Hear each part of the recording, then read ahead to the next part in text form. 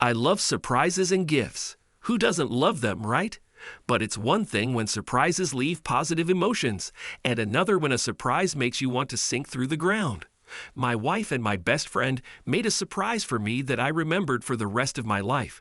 But I did not lose my head and also gave them a nice gift. It's been a challenging couple of months for me. I'm Danny. The manufacturing company I was employed at closed down, resulting in over 200 people being laid off. This company happened to be one of the major contracts for the company where my wife, Darcy, works. Consequently, her working hours have been scaled back, significantly impacting our finances. Our closest friends are primarily Darcy's college buddies. Darcy started working at Akron Solutions straight out of college. Her close friend Ginger faced some delays due to excessive partying, which caused her to graduate a year later than planned. Darcy managed to recruit her to join Akron. Later on, Trent, who had been part of the same college circle as Darcy and Ginger, also joined Akron. Trent and Ginger tied the knot about 18 months ago, a year after Trent joined the company. Darcy and I got married 5 years ago. With my company closing down, Trent, Ginger, and Darcy have all experienced reduced working hours, while I find myself unemployed. Darcy has been incredibly supportive as I search for new job opportunities. We've had to tighten our belts and make do with my unemployment benefits and Darcy's reduced paycheck. Originally, the four of us had planned a lavish vacation to California's wine country. However, due to budget constraints, we've scaled back our plans to weekend getaways in the mountains. Trent and Darcy both had Friday off, while Ginger was scheduled to join us around noon on Friday after her Thursday night shift. We had done a similar trip 2 weeks ago and thoroughly enjoyed ourselves. Personally, I enjoy fishing, Darcy prefers hiking, Ginger is into photography, and Trent enjoys bird and small animal hunting. During our last trip, the ladies doubted Trent and me, fearing we wouldn't be able to provide enough food for the weekend. However, they were proven wrong. In the wilderness, there are no six-packs or wine bottles, so we brought our own provisions. Darcy and I arrived on Thursday evening, whiling away the time waiting for Trent to join us. While we were fooling around, I was having fun, and Darcy was enjoying the fact that I escorted her to a place of pleasure. The torrent arrived an hour before dusk. Upon Trent's arrival, we transported our initial load to the spot we had discovered 2 weeks prior. It's roughly a 20-minute climb from the parking area, but our coolers with big wheels served as mules for most of our gear. After Trent and I set up 2 tents, we returned to the cars to fetch the remaining items, leaving Darcy alone with Trent's fancy Beretta, a .400 shotgun, which he boasted about getting at a great deal from a pawn shop. As someone unfamiliar with firearms, I kept quiet during his enthusiastic descriptions. Trent and I share many interests, so we caught up on our experiences while walking. With small backpacks, we carried the rest of our belongings to the campsite. Meanwhile, Darcy had started a fire and was cooking burgers and hot dogs. The mosquito candles provided minimal protection this time due to recent days of rain. Our campsite is secluded enough that we seldom hear passers-by. Without cell phone signal for internet browsing, we resorted to passing my guitar around and taking turns playing. None of us were particularly skilled, but it added to the ambience under the moonlight. We called it a night around 11 after extinguishing the fire. For those who are not used to hiking in the mountains, the early hours can be very cold. Darcy and I cuddled up to each other until she expressed a desire for more. With her muffled moans, I brought her to the desired climax. With her arousal, we made love, reaching a release without interference. After starting a fire in the morning, I shaved while waiting for the coffee to brew. Darcy, with her hair tied back, joined me when the aroma of coffee filled the air. She was dressed in jeans and her favorite sweatshirt. Trent, preferring to let others take charge in the morning, appeared shortly after. After drinking a few energy drinks, Trent took his shotgun and went bird hunting. As soon as he left, Darcy teased me with promises to repeat the previous night. I slipped my hand under her hoodie, playing with her body. We had agreed to rendezvous around noon to welcome Ginger upon her arrival. I set off towards the lake for a fishing excursion. After finding a comfortable spot on a rock, I cast my line into the serene waters.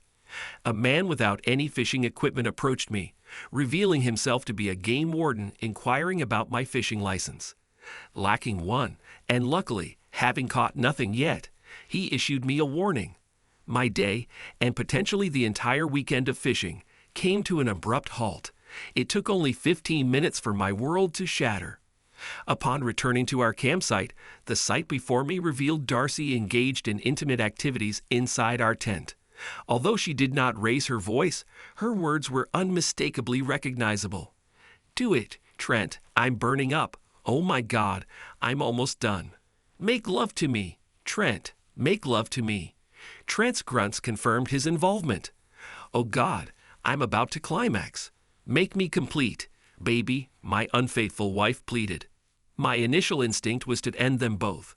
It nearly became reality as I entered Trent's tent and seized his shotgun. Loading shells with hands trembling more than they should have, I stood outside my tent overhearing Trent's parting words. "I'll grab a six-pack. Get ready to revive me for round 2. Stepping back from the entrance of my tent, I awaited Trent's appearance. As he approached the cooler, I struck the back of his head with the shotgun's butt. He was knocked unconscious before hitting the ground. Now what? I stood silently, gazing at someone I once considered a friend. Despite feeling that the asshole deserved to die, I couldn't bring myself to pull the trigger while pointing the gun at Trent. My anger peaked when Darcy's voice echoed, "What's taking Trent so long?"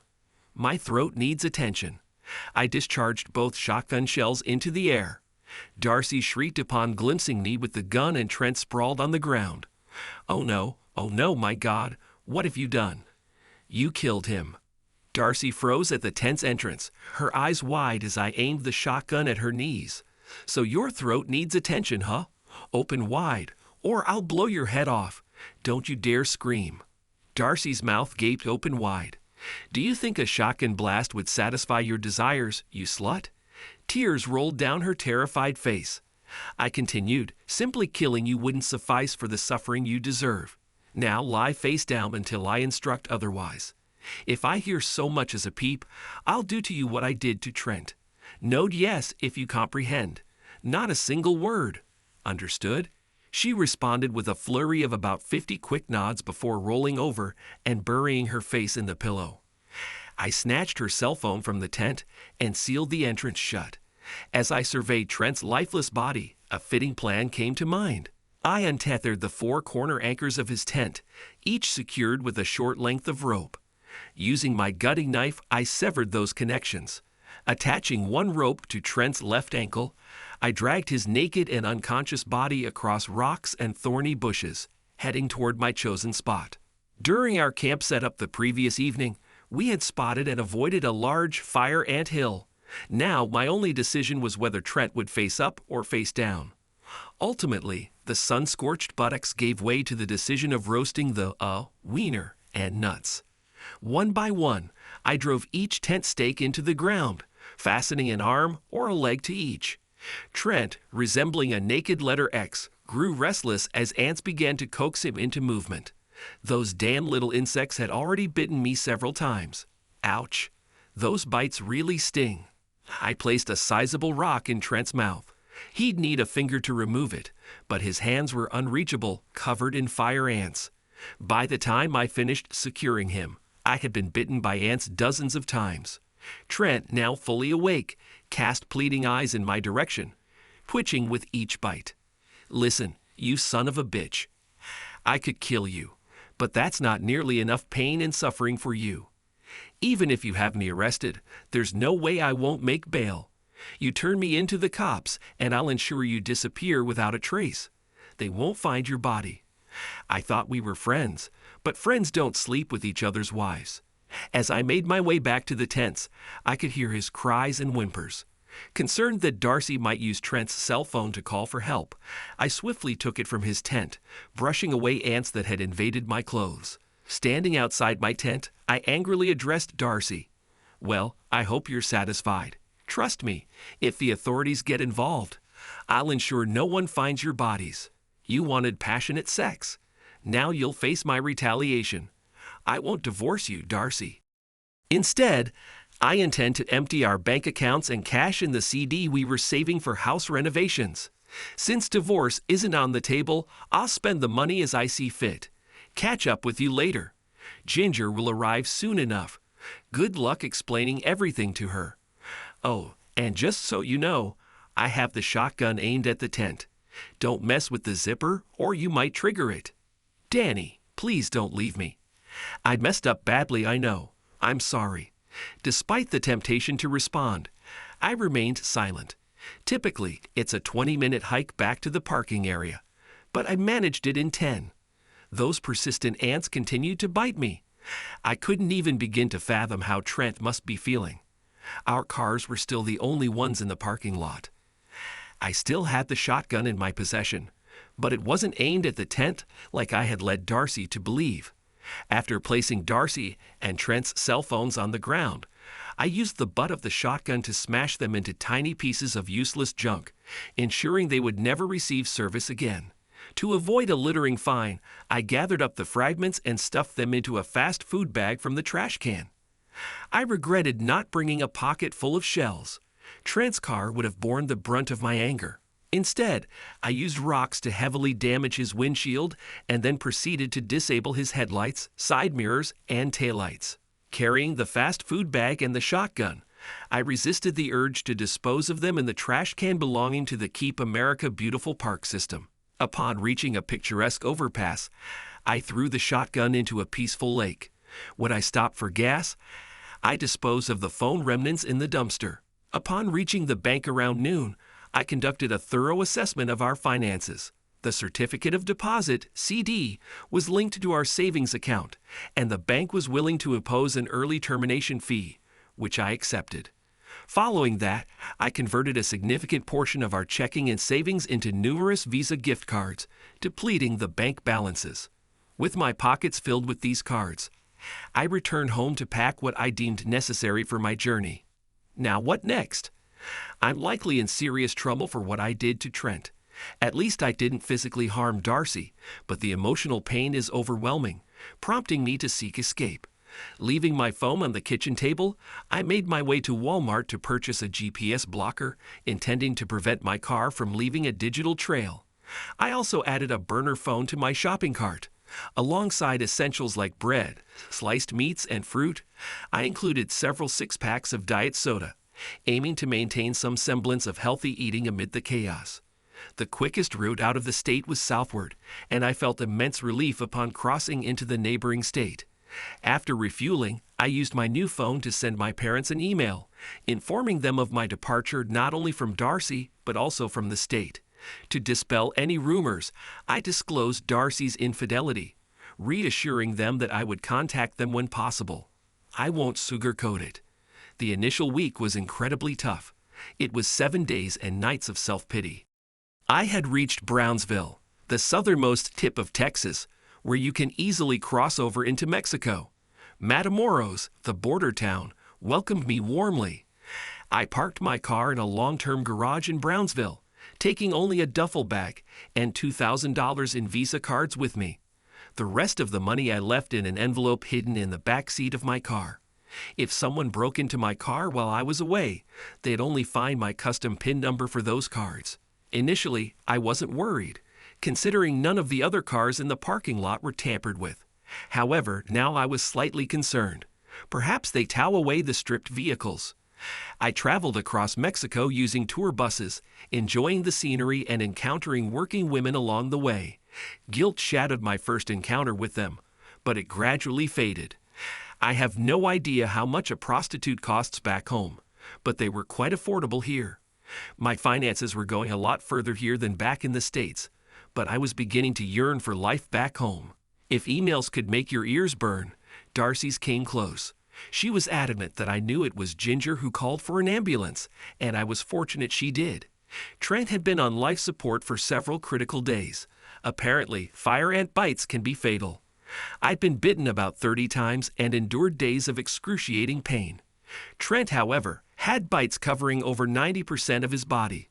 Poor guy. As a result, I could potentially face charges of attempted murder. But what evidence did they have against me? At best, circumstantial. Sure, my fingerprints were all over the tent stakes and hammer, but I could argue I handled those when setting up the tents. My parents' emails were restrained. They expressed disappointment in me, but also understood the stress I had been under and the shock of discovering Darcy's infidelity. I suppose parents always try to find the silver lining. I estimated that I could sustain myself for at least a year if my Visa cards were still in my car in Brownsville. Concerned that my passport might have raised flags instead of returning to Brownsville by foot across the bridge, I opted to pay for a late-night canoe ride to a deserted beach. However, the reality of sleeping on the beach wasn't as idyllic as portrayed in the media. I endured freezing temperatures and generously contributed to the local mosquito population. At dawn, I trekked back to the parking structure, a journey that consumed the entire morning given the considerable distance between the beach and Brownsville. Upon reaching my untouched car, I headed west, making a pit stop at a casino in Sunland Park, just outside of El Paso, but technically in New Mexico. After securing a room for the night at a nearby motel, the warmth of a hot shower was a welcome relief. Following a satisfying meal of delivered pizza, I fell asleep for a solid 12 hours. Passing the afternoon by, watching live horse racing at Sunland Park, I indulged in a sensual massage at a nearby parlor, leaving me feeling drowsy. Consequently, I spent another night near the casino before setting off for the West Coast. I roamed around Southern California without a specific plan. Things can get a bit unconventional there sometimes. While shopping at a Fry's grocery store, a friendly young woman scanned my purchases. A gallon of milk in a plastic jug, a pound of ham wrapped in plastic, a loaf of bread in a plastic bag, a salad in a plastic container, and a bottle of mustard in a plastic squeeze bottle. She then informed me, "Unless you have your own, we'll provide a paper bag. We've stopped offering plastic bags because of their environmental impact." I chuckled quietly as I paid for the paper bag and packed my plastic items into it. I attempted a few temporary jobs, but physical labor didn't suit me. It was a step up from aimless strolls through antique shops and idle hours on the beach. Everything seemed excessively preceded, so I spent a few weeks in Nevada contemplating my future. Reality started to set in. I disliked the feeling of being adrift, and I missed my parents, though Darcy not so much. And a mail from Darcy expressed her longing for my return, devoid of any apology or explanation. Reconciliation. Why entertain the thought? I chose not to respond. After 2 months, I steered my car homeward. My brief period of confusion would bring challenges, but once the clouds cleared, I'd regain control of my life.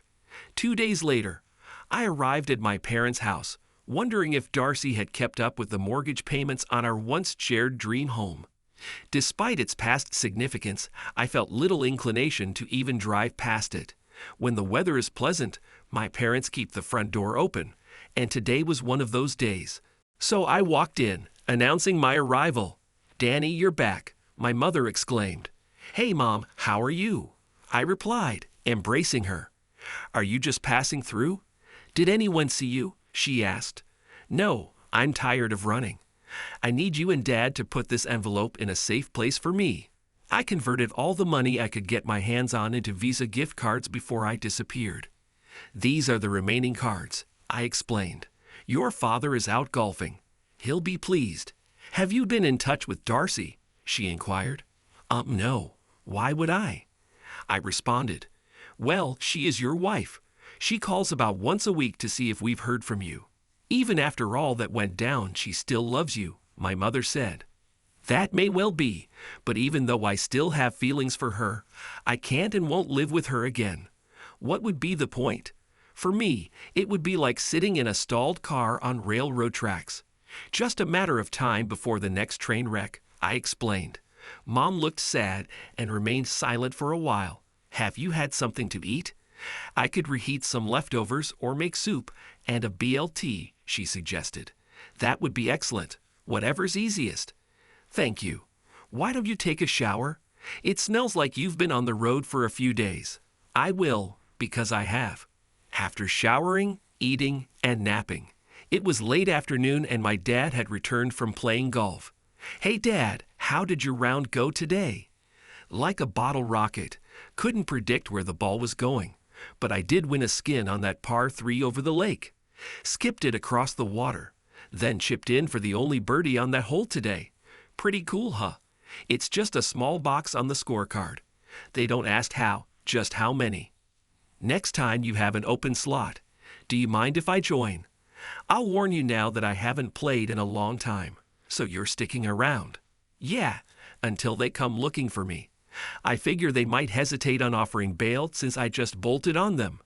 But you came back. That has to count for something. Maybe. I just don't know how eager they are to make an example out of me. I'm not exactly sure how Darcy found out I had returned, but she sent me an email warning that Trent was looking to settle a score with me. I hadn't even considered that possibility. It seems he's recovered from his run-in with those pesky little red devils. The next morning, Dad and I went golfing, and when we got back, the sheriff was waiting for me. I was charged with aggravated assault, and bail was set at $50,000. My parents used their savings to bail me out, and by noon the next day I was back home. I couldn't bear the thought of my parents losing their hard-earned $50,000, so I knew I was in it for the long haul. Luckily, my attorney believed they couldn't prove intent given the circumstances, so the charge of attempted murder was dropped. When I got home, Mom told me, "Darcy called, she's on her way over to talk." "Great, thanks for getting me out," I replied sarcastically. About an hour later, Darcy arrived. Instead of involving my parents in our discussion, I went out to meet her car before she could even get out. She rolled down her window before turning off the engine. "Hey," I said, breaking the ice. Darcy looked downcast. "Hey," she replied softly. "So what did you want to talk about? We need to make some decisions. My guess is we're done. What were your expectations when you destroyed our marriage? We can try to resolve things. I acted foolishly. I was self-centered. I was incredibly immature. I've aged a dozen years since you left. You weren't supposed to discover it. Do you no longer acknowledge the past? Am I just supposed to overlook the fact that vows and promises mean nothing to you? What did you think would happen if I found out? I hadn't thought it through. I guess I hoped you'd never find out. Why? I've asked myself that question a million times. There's no way to justify it. Nothing comes to mind except that I never thought I'd get caught. How many others and how long were you involved with Trent? Just Trent. We did it once at work, and then on the camping trip a few weeks before you caught us, she said, tears welling up in her eyes. What changed to make you betray me? One day you believe in a lifetime of faithfulness, and the next day you decide to abandon it. I don't understand. Tears were streaming down her face as she struggled to respond. I wish I knew. God, I wish I knew. I'm so sorry. I had no further questions, so I stood there nodding silently. Darcy took a moment to compose herself. So what should we do about the house? I've fallen behind on the mortgage payments. Let's sell it. I never want to set foot there again, and I doubt you can afford to buy me out. You can keep the house since I took the rest of the money. Just have your lawyer prepare a quitclaim deed. After a long silence, Darcy expressed, I'm sorry for causing you so much pain. I regret cheating and losing you. A minute passed before Darcy asked, Is the money all gone? Yeah, that's why I've been staying here. Does Ginger know everything? More or less. We told the detective what triggered your reaction. She never visited Trent in the hospital and filed for divorce. She left Acrid and warned me never to cross her path. I hope she moved away because there was so much hatred in her eyes when she warned me. It seems like you're still in touch with Trent. Not really. He's back at Acrid and wanted me to tell you that he'll seek revenge. Are you hungry? My treat. No thanks. That ship has sunk too deep. It's never going to resurface. There was no malice in his tone, but Darcy became visibly emotional. I retreated back into the house, and a few minutes later, Darcy drove away. About a month later, I found myself at the 2-minute warning bar and grill. Although it wasn't a date, I had struck up a friendship with a girl named Lacey. It appeared that she frequented the place as often as I did, as we coincided here several times a week. Initially, she seemed hesitant when I bought her drinks, but tonight she sat across from me as we watched some games. Our attempts at sports commentary were laughable. I was taken completely by surprise when my chair suddenly tipped over, sending me sprawling. "What the fuck?" I exclaimed as I scrambled to my feet.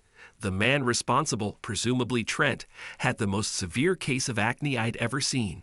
His arms, neck, and face were covered in deep scars. I forced a smile. "Hey, Trent, you're looking, well, interesting. Seems your face matches your personality." Unfortunately, Lacey giggled, which seemed to anger Trent even more. "You're dead, Danny. Start planning your funeral," he shouted before storming off. We locked eyes for a moment before Trent left. Lacey quickly informed the manager to have security monitor the parking lot. In hindsight, I probably should have called the police. Maybe they could have paid Trent a visit. Leaving the bar in darkness, I departed without Lacey, maintaining my clean record. They say you don't hear the bullet, and that proved true as it pierced through me, causing intense pain and a rush of blood. Fading into unconsciousness, I caught the sound of more gunfire.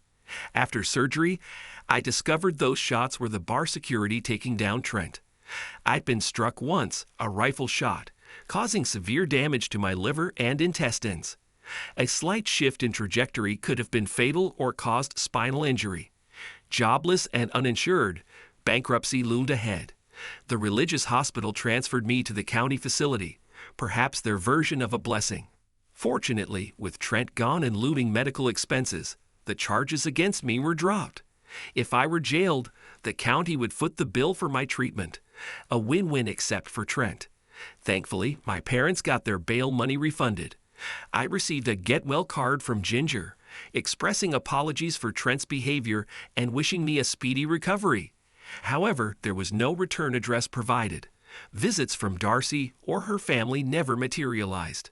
My daily routine typically begins with a visit from a nurse attending to my needs before departing. I undergo physical therapy on my own, as I lack insurance coverage. Despite receiving encouragement from both my mother and father to recover and move out, I feel guilty for disrupting their quiet life. What's particularly unpleasant is having to wear adult diapers until my body adjusts to the changes in my internal landscape. One of my medications has the unfortunate side effect of anal leakage. It's bewildering to have such a side effect for whatever condition I have. Nevertheless, I plan to discontinue this medication once I finish the current bottle. As soon as my legs regained strength, I began jogging. In the morning at noon, and in the evening. I stuck close to home, wearing down the sidewalks and prompting the same dogs to bark at me every time I circled the block. Once I felt confident enough to venture farther, I stopped by the convenience store, then proceeded to the grocery store, and eventually made it to 2-minute warning. Lacey was present and greeted me with, "Hey stranger, you've lost weight." I gave her a once-over and replied, "Hey stranger, you're looking fantastic. Pervert, you really scared us that night." Believe me, I was scared too. Trying to get back on track and be a productive member of society. Was hoping to bump into you, quite the smooth talker. We took turns checking on you at the hospital, but then you vanished. Yeah, no insurance, so they cut their losses and passed me off to the county. Ah, got it. You really do look good. Have you been fully discharged yet? Not quite. I have an appointment next week, and I'll try to charm my way through it. Definitely not how I envision spending the last 3 months. Can I get you a drink? Sure, just water. Seems like everything else is off limits. Before the incident, I was just some guy buying her drinks. Now Lacey was more open with me. Turns out she and her mother owned the place. Since I wasn't exactly in a position to pursue her, wearing diapers tends to dampen your flirtatious spirit. It was simply nice to pass the time chatting with her. After I was no longer in diapers and had enough strength to hold down a job, I began working at an auto parts store. Starting with 16 hours a week, my hours gradually increased until I had a full-time position within a few months. This provided me with sufficient income to move out of my parents' house and also allowed me to afford health insurance at a reasonable rate, which was particularly helpful for covering my prescriptions. One Friday evening, while I was working the counter just after 5, a woman approached with some windshield wipers. "Could you confirm if these are the correct ones for my car?" She said, "You're the fire ant guy, aren't you?" "Well, maybe," I replied with a wink. "Didn't someone shoot you?" But it wasn't you who killed him. Yes, and yes, I affirmed. After scoffing in disbelief, she remarked, "Dreamy, huh? Looks like you've taken a knock to the head. Not tonight, but perhaps we could catch up over coffee so you can share your version of what happened. Are you in a relationship or otherwise committed? I don't want to intrude. Nope. How about the day after tomorrow? What's your availability like? I'm on this shift, starting at noon and closing at 9. How about breakfast? Bob suggests that Village Inn nearby. There aren't many of them left. Just let me know a time that suits you. Well, I have to be at work by 9. So let's aim for 7 a.m. By the way, I'm Faith. Pleasure to meet you, Faith. See you then." After making sure I looked presentable, I made my way to the restaurant. The hostess instructed me to choose any seat. Since Faith wasn't there yet, I settled into a booth and waited. Just as I was about to order, the hostess approached me again. "Are you Danny?" "Yes, that's me. Faith won't be able to make it, but she left you her number," she said, handing me a slip of paper with a phone number on it. My initial disappointment quickly dissipated. "Hello, Faith, it's Danny. Oh, thank you for calling. I didn't have any other means to contact you. I won't be able to make it for breakfast. My son is unwell, and the daycare won't accept sick children, so I'm waiting for my mom to arrive. I apologize sincerely. Can we try again in a few hours? I've taken the morning off, so maybe we can meet before you head to work. It's on me this time, since I stood you up." "Well, if you put it like that, sure. You have my number, so call me back when you're ready." After relishing a stack of pancakes and coffee, I understood why Bob enjoyed this place. On my way back to my apartment, I caught up on some online classes I was enrolled in. My intention was to transition back to the type of job I had before the plant closed down. Insufficient computer skills were one of the reasons my resume had been rejected. Around 10, my nerves resurfaced when Faith called. It took me 10 minutes to return to the Village Inn. Faith met me outside and we entered together. After ordering another round of breakfast, we delved into exchanging stories. I conducted some online research regarding your recent ordeal. It appears that you discovered your wife in a compromising situation with a friend, then proceeded to restrain him on an anthill before disappearing. Upon your return, he sought you out and attempted to take your life. Is my understanding accurate? Yes, I intended to harm them, but I couldn't bring myself to pull the trigger of the shotgun. I was consumed by rage. The decision to stake him on the anthill was impulsive. I drained our bank accounts and vanished for several months. However, being a fugitive didn't suit me, so I returned home. They pressed charges against you, but then dropped them. How did you manage that? With Trent deceased and my mounting medical bills, it was more cost-effective for them to release me. Without a victim to pursue, it ultimately came down to finances. Well, it seems to have worked out in your favor. I suppose so. Yet I must live with the guilt and enduring medical issues resulting from being shot. What sort of medical issues? You appear to be in good health. I suffer from intestinal and liver problems. I've had to give up alcohol and spicy foods. But let's shift the focus. You mentioned having a son, but claimed not to be married. Can you elaborate? In college, I got pregnant after being drugged at a frat party. While I could try to locate the biological father, I'd prefer my son to have no contact with whoever was involved that night. Whoever he is, he's a despicable person. Fortunately, my dad serves as a wonderful father figure for my son. How old is your son? He just turned 4. Let's see, considering that you must be nearing 25 then. Close enough. And you?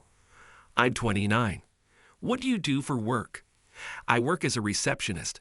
How long have you been at your job? Just a few months. I used to work at a factory that closed down. I was in charge of inventory control, but there's no demand for that skill around here at the moment. Are you divorced? It's in progress. Family court proceedings take time.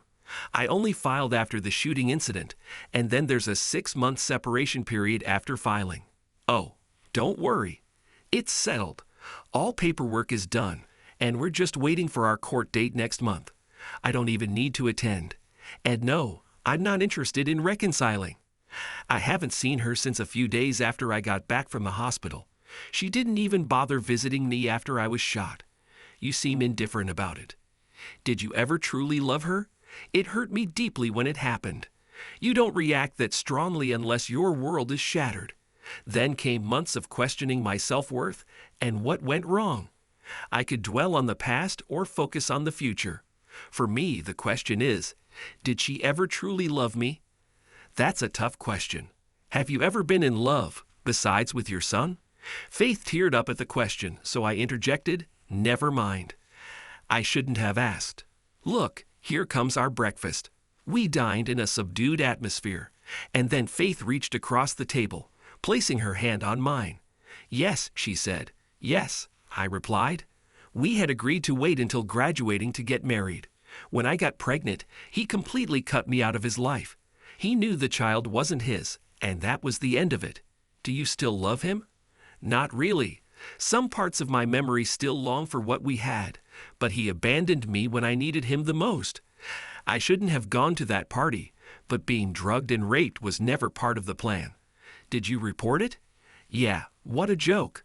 Campus security did nothing, and the local police couldn't intervene since the state gives full legal jurisdiction to campus security. It's a way of shielding the university from liability. If they ignore complaints, it's like nothing ever happened.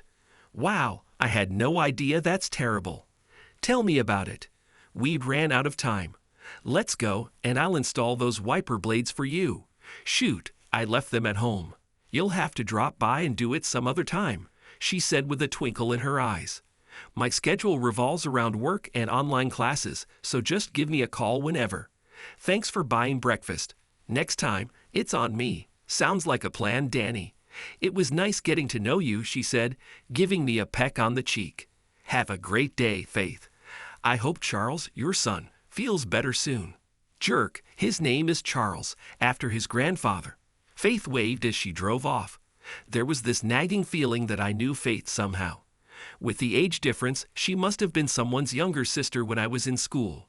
Reflecting on it felt like unearthing ancient memories. While I was at work, Faith called and left a message. During my break, I returned the call, but it went to voicemail again. The back and forth of missed calls began. As I rode my bike home from work, Faith finally managed to get through, and our phones connected. Hey there. Wasn't sure if we'd ever catch each other. What's up? Just finished work. My car wouldn't start this morning, so I biked to work. Now I'm hauling a new battery home. What about you? I was wondering if you'd like to hang out this weekend. I'd love to. I'm working both days from noon until 9, but I'm free on Monday and Wednesday. How about a picnic breakfast with Charles and me? That sounds perfect. Pick a day. Let's go for Saturday. Columbine Park by the rec center. 9 a.m.? I'll be there. Oh, before you go, I have this feeling we've met before. Have we? Yep. See you Saturday. Ta-ta. And the call ended. What a tease.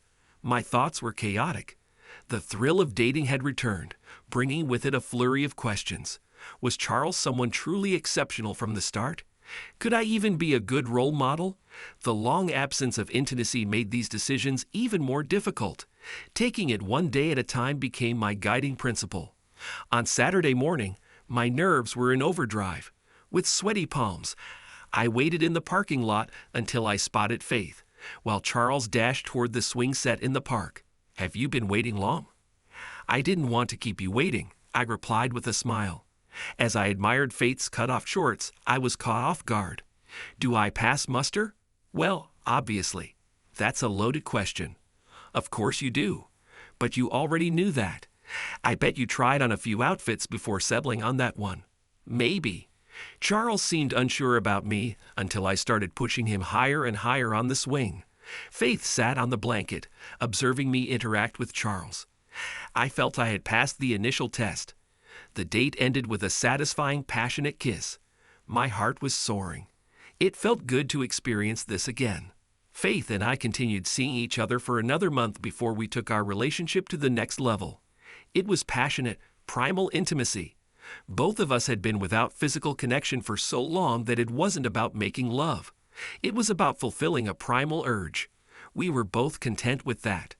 The sensation of being desired by a willing partner was exhilarating for me, while Faith found pleasure in the tenderness I offered. In the quiet hours of the night and early morning as I caressed her breasts, she skillfully brought me back to life, reviving my arousal. A week later, our encounters evolved into lovemaking. I'll confess, I lacked the expertise to naturally excel at pleasing her orally. However, Faith desired it so much that she eagerly guided me with candid feedback. After a month of exploring each other's bodies, we began discussing the direction of our relationship. One night, as Faith lay naked beside me, she gently touched my genitals. "Danny, are we exclusive?" she asked. "I hope so. Since our picnic, I've only had eyes for you," I replied. "I feel the same way. Shall we commit to exclusivity and forego using condoms?" "Can we do that?" she suggested. "If it eases your mind, we can both get tested for STDs. I believe I'm clean, but I'm willing to confirm it," I offered. "I agree. I also believe I'm clean," she said. That was our first step. We went for testing together and shared our clean results. Condoms became a thing of the past, and Faith shared her birth control details with me. Our next deep conversation occurred around a month later, under circumstances reminiscent of when Faith playfully squeezed my testicles. I believe we've fallen for each other, but we still seem cautious in our intimate discussions. Do you trust women, or do you view us all through the same lens now? Well, the initial hurt cuts deepest, so subsequent relationships often suffer unfairly. What about you? Do you harbor the same resentment towards men as you did towards your ex? Most likely. As you said, the heart dislikes pain. Defense mechanisms kick in involuntarily. Did you ever figure out where we first met? Not entirely. I figure for me to remember your eyes, we must have crossed paths a few times, right? Several times, but not on consecutive days. The plot thickens. Don't give me any hints. I want to solve this. Were you a receptionist when we met? Yes, I was. At the factory? You've got it. Front desk? Yes. You rarely use the front entrance, so I only saw you when you had meetings in the conference rooms. Ah, I see. I was married then, so I tried to avoid eye contact. Quite disciplined, wasn't I? That's how it goes. So where do we proceed from here? How about counseling? Not that we're heading there, but I know there are people who offer pre-marriage counseling. Maybe it could help us put the past behind us. I liked the idea, and so we did. That was 4 years ago. Yes, we got married. Faith is now a stay-at-home mom with our child. Charles is thriving in school and is a big brother. I coach his t-ball team, and he treats me like his father. If Darcy and I had the same conversations that Faith and I still engage in, we might have ended up together. However, our immaturity at that time led to significant consequences. Thanks to everyone who took the time to listen to today's stories. If you enjoyed it, please consider liking and subscribing if you haven't already. Feel free to share your thoughts on the events in the comments below. Take care.